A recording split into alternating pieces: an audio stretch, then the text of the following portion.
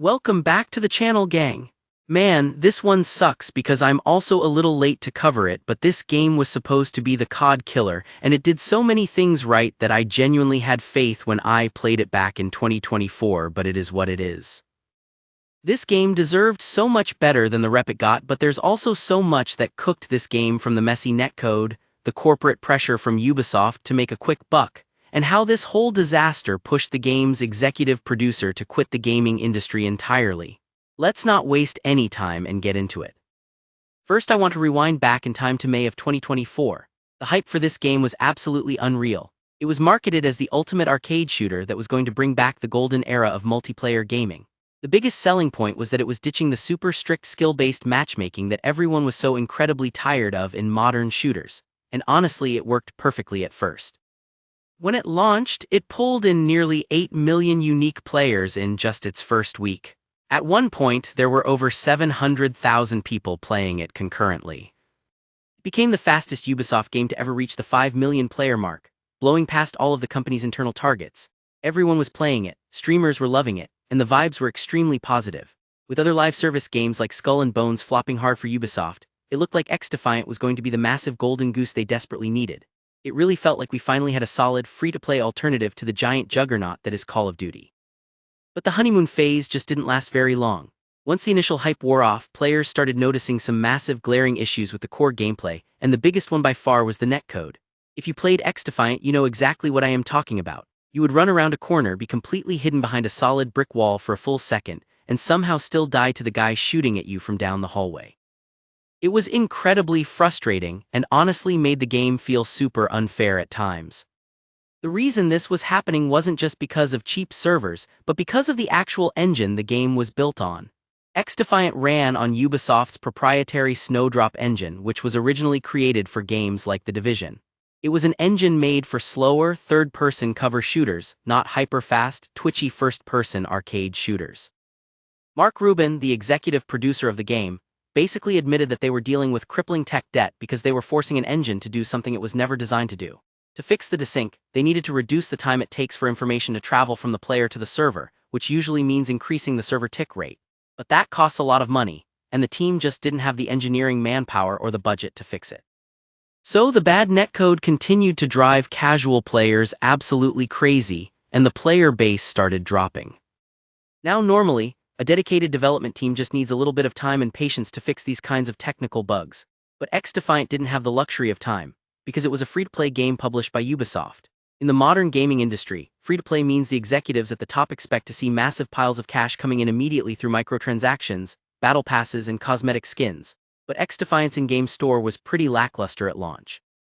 The skins weren't really anything special, and players didn't feel super motivated to drop $20 on cosmetics when the game itself was still frustrating them with hit registration issues.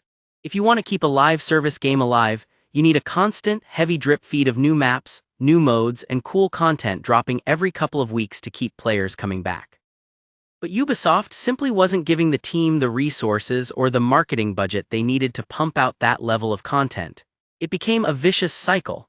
Players stopped buying skins because the game felt broken, and Ubisoft refused to invest more money into fixing the game because players weren't buying skins.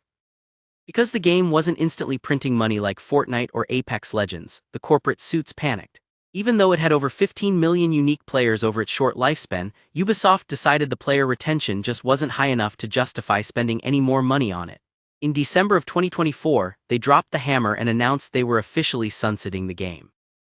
They disabled all new downloads and in-game purchases immediately, and announced that the servers will be permanently shut down on June 3, 2025.